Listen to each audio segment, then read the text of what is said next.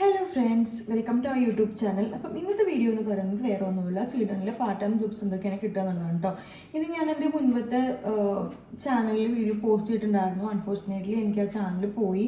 അപ്പോൾ ഞാൻ വിചാരിച്ചു ഒന്നും കൂടെ ഇടാമെന്ന് വിചാരിച്ചു. കാരണം ഇനിയിപ്പം ഈ ഇൻടേക്കിൽ പിള്ളേർ വരികയാണെങ്കിൽ അവരൊക്കെ ഒന്ന് അറിഞ്ഞിരുന്നോട്ടെ എന്ന് വെച്ചിട്ടാണ് നമ്മൾ സ്വീഡനിലെ പാർട്ട് ടൈം ജോബ്സിൻ്റെ കാര്യം പറയുന്നത് കേട്ടോ.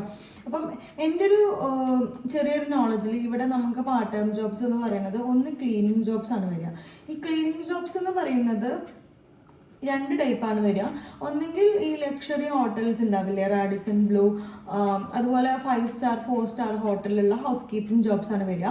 റൂം സർവീസ്, അതുപോലെ തന്നെ ഹോട്ടൽ സർവീസ്, അങ്ങനത്തെ റൂം ക്ലീനിങ് ആണ്. ഇല്ലെങ്കിൽ ഇവിടെ അപ്പാർട്ട്മെൻറ്റ് ക്ലീനിങ്സ് വരും. ചിലതിൽ നമുക്ക് ഇപ്പോൾ നമ്മൾ സ്റ്റേ ചെയ്യുന്നിടത്ത് നമ്മൾ ക്ലീൻ ചെയ്യേണ്ട, വീക്ക്ലി വൺസോ അല്ലെങ്കിൽ വൺസ് ഇൻ എ മന്ത് അല്ലെങ്കിൽ ട്വൈസ് ഇൻ എ മന്ത് ഒക്കെ നമുക്ക് ഇത് വരും, ക്ലീൻ ചെയ്യാനായിട്ട് ആൾക്കാർ വരും. അപ്പം അങ്ങനെ ചെയ്തിട്ടുണ്ട്. അപ്പം അങ്ങനെ അപ്പാർട്ട്മെൻറ്റ് ക്ലീനിങ്സ് ആണ് ചെയ്യുക കേട്ടോ. അപ്പം ഈ അപ്പാർട്ട്മെൻറ്റ് ക്ലീനിങ്സ് എന്ന് പറയുമ്പം ഒരു ഏജൻറ്റ് നമുക്ക് ഡയറക്റ്റ് കമ്പനിയിൽ കിട്ടുക എന്ന് പറയുന്നത് കുറച്ച് ബുദ്ധിമുട്ടാണ്, ലാംഗ്വേജ് ഇല്ലാത്തതുകൊണ്ട്. അപ്പം ഇവിടെ ഇത് കോൺട്രാക്ട് എടുത്ത് നടത്തുന്ന ആൾക്കാരുണ്ട്. അപ്പോൾ അവിടെ ലെസ് പേ ഔട്ട് ആയിരിക്കും, എന്നാൽ നമുക്കത് കിട്ടും. എനിക്ക് തോന്നുന്നു കുറച്ചൊക്കെ മലയാളീസും അങ്ങനെ ചെയ്യുന്നുണ്ട്. അപ്പോൾ നമുക്ക് അവർ കുറച്ച് പേയ്മെൻ്റ് ആയിരിക്കും തരിക.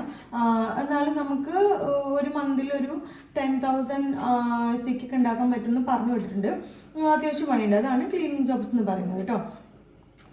പിന്നെ വരുന്നതെന്ന് പറയുന്നത് ഹോട്ടൽ ജോബ്സ് ആണ്. ഈ ഹോട്ടൽ ജോബ്സിൽ തന്നെ നമുക്ക് കഫറ്റേരിയയിൽ സർവീസ്, ക്ലീനിങ്, അങ്ങനത്തെ ഒരുപാട് ജോബ്സ് വരും. പക്ഷേ ഈ ഹോട്ടൽ ജോബ്സിൽ നമുക്ക് 2 കാറ്റഗറി ആയിട്ട് വരിക, കിച്ചൺ വർക്ക്സും സർവീസ് വർക്കുമാണ് വരിക. അപ്പം പക്ഷേ ഇവർ നമ്മളെ ഹയർ ചെയ്യുന്ന സമയത്ത് പറയും നമ്മൾ എല്ലാ ജോലിയും ചെയ്യണം, ക്ലീനിങ്, സർവിങ്, കിച്ചൺ വർക്ക്സ് എല്ലാം ചെയ്യണം. ഫോർ എക്സാമ്പിൾ ഇപ്പം സാധാരണ ഒരു വലിയൊരു ഹോട്ടലിൽ കിച്ചൺ വർക്ക് ആണെങ്കിൽ അവിടെ കിച്ചൺ വർക്ക് മാത്രമേ ഉണ്ടാവുള്ളൂ, കുക്കിംഗ് മാത്രമേ ഉണ്ടാവുള്ളൂ. വേറെ ഇപ്പോൾ ഫോർ എക്സാമ്പിൾ ഇപ്പോൾ ബർഗർ കിങ്, മെക്ഡൊണാൾഡ്സ് അങ്ങനെയുള്ള ടോപ്പ് മോസ്റ്റ് ഇപ്പം ജങ്ക് ഫുഡ്സ് മാത്രം കൊടുക്കുന്ന കമ്പനികളിലാകുമ്പം അവിടെ നമ്മൾ കിച്ചൺ സ്റ്റാഫായിട്ട് എടുത്താൽ നമ്മൾ എല്ലാം ചെയ്യണം. അതെനിക്ക് തോന്നുന്നു നാട്ടിലും നമുക്ക് ട്രെയിനിങ് കിട്ടുന്നവർക്ക് അങ്ങനെ തന്നെയാണെന്ന് തോന്നുന്നു. അപ്പം എല്ലാം ചെയ്യണം. പക്ഷേ ഇങ്ങനത്തെ ഹോട്ടൽ കൈൻഡ്സ് ഓഫ് ജോബ് നമുക്ക് കൂടുതലും അവൈലബിൾ ആയിരിക്കുക സമ്മർ ടൈമിലാണ്. എല്ലാ ജോബ്സിൻ്റെ ഓപ്പണിങ്സ് കൂടുതൽ തുടങ്ങുക ഇപ്പോൾ ഈ മാർച്ചിലാണ് തുടങ്ങുന്നത്. മാർച്ച് ഒരു ഏപ്രിൽ എൻഡ് വരെയാണ് നമുക്ക് സമ്മർ ജോബ്സിൻ്റെത് അപ്ലൈ ചെയ്യാനായിട്ടുള്ള ഓപ്ഷൻസ് ഉണ്ടാവുക. സമ്മറിലാണ് ഇവിടെ ഏറ്റവും കൂടുതൽ ജോബ്സ് അവൈലബിൾ ആയിട്ടുണ്ടാവുക കേട്ടോ. വിൻ്റർ ആകുമ്പം ഇവിടുത്തെ ആളുകൾ അധികം പുറത്തിറങ്ങാത്തത് കൊണ്ട് നമുക്ക് അങ്ങനെ ഹോട്ടലിൽ സർവീസ് സ്റ്റാഫിന് അങ്ങനെയൊന്നും ആവശ്യമില്ല. കാരണം ഇവിടെ എല്ലാവരും അങ്ങനെ വെളിയിൽ ഇറങ്ങാതെ ഭയങ്കര മൂടിയായിട്ടിരിക്കുന്ന സമയമായിരിക്കും. ഇവരുടെ വർക്കിനും അല്ലെങ്കിൽ പഠിക്കാനുള്ളവർ പഠിക്കാൻ മാത്രം പോകുന്നല്ലാണ്ട് അത്രയ്ക്ക് അങ്ങോട്ട് ഇപ്പം എന്ത് ജോബാണെങ്കിലും ശരി കൂടുതലും അവൈലബിൾ ആയിട്ടുണ്ടായിരിക്കുക സമ്മറിലാണ്. അപ്പം അതാണ് ഹോട്ടൽ ജോബ്സ് എന്ന് പറയുന്നത്.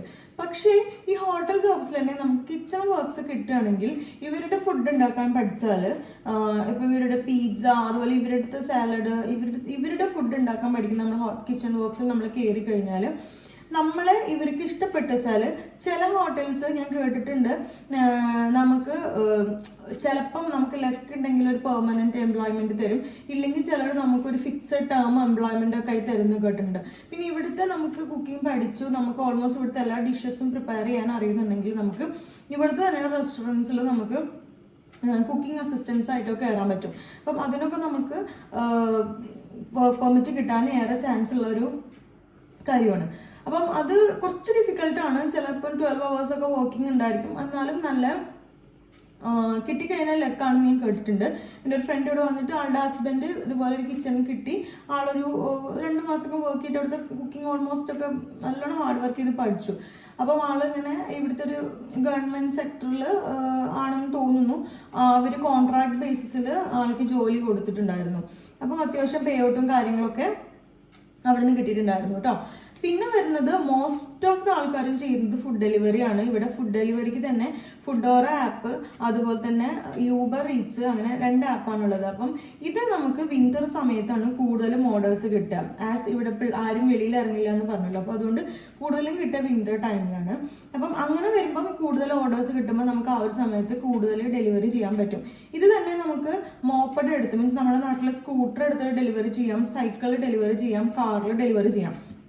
നമ്മുടെ കയ്യിൽ വണ്ടിയുള്ളതിനനുസരിച്ച് നമ്മൾക്ക് എങ്ങനെയാണെന്ന് വെച്ചാൽ അത് ഓരോന്നിനും സെപ്പറേറ്റ് ഐ ഡീസ് റിക്വസ്റ്റ് ചെയ്തിട്ട് നമുക്ക് അങ്ങനെ ഫുഡ് ഡെലിവറി നമുക്ക് ചെയ്യാനായിട്ട് പറ്റും. പിന്നെ വരുന്നത് ഇവിടുത്തെ ആമസോൺ, അതുപോലെ തന്നെ നമ്മളുടെ ഷോപ്പിംഗ് മാർട്ട്സ്, ഓൺലൈൻ ഷോപ്പിംഗ് സെൻറ്റേഴ്സ്, ഷോപ്പിൽ അങ്ങനത്തെ കൊറിയേഴ്സിൻ്റെ ഡെലിവറി ആണുള്ളത്. ഇപ്പം ആമസോൺ, അതുപോലെ വോൾട്ട്, ഇവിടെ പോസ്റ്റ് നോഡ്, ഇൻസ്റ്റാ ബോക്സ്, അങ്ങനത്തെ കുറച്ച് കാറ്റഗറീസ് ഉണ്ട്.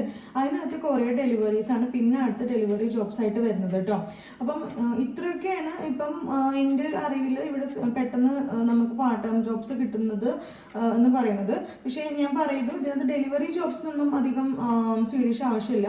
പക്ഷെ ഇപ്പം മറ്റ് എല്ലാ ജോലിക്കും തന്നെ അവർ ഇപ്പം സ്വീഡിഷ് ചോദിക്കുന്നുണ്ട്. ക്ലീനിങ് ജോബ്സ് ഒക്കെ റയർലി ചോദിക്കുന്നുള്ളൂ, എന്നാലും നമുക്കത് കിട്ടാൻ ഭയങ്കര കുറച്ച് പാടുണ്ട്. എന്നാലും കിട്ടിക്കഴിഞ്ഞാൽ നല്ലതാണ് കേട്ടോ. ഇപ്പം പറയുന്നത് സമ്മർ ആകുമ്പോൾ ഒരുപാട് റെസ്റ്റോറൻറ്റ്സും അതും ഇതൊക്കെ ഓപ്പൺ ആവുമെന്നാണ് പറയുന്നത്. അപ്പം ഞാൻ ഇതുവരെ അങ്ങനെ അപ്ലൈ ചെയ്യാൻ തുടങ്ങിയിട്ടില്ല.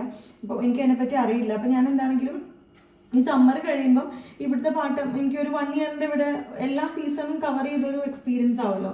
ഞാൻ വേറൊരു വീഡിയോ തന്നെ ചെയ്യാം. അപ്പം ഇന്നത്തേക്ക് ഇത്രയേ ഉള്ളൂ. എല്ലാവർക്കും ഈ വീഡിയോ ഇഷ്ടമായെന്ന് കരുതുന്നു. ഇഷ്ടപ്പെട്ടെങ്കിൽ എപ്പോഴത്തെയും പറയുന്ന പോലെ ലൈക്ക് ചെയ്യുക, ഷെയർ ചെയ്യുക, സബ്സ്ക്രൈബ് ചെയ്യുക, സപ്പോർട്ട് ചെയ്യുക, മാക്സിമം സപ്പോർട്ട് ചെയ്യുക കേട്ടോ. മറ്റൊരു വീഡിയോയിൽ കാണാം. അതുവരേക്കും ബൈ.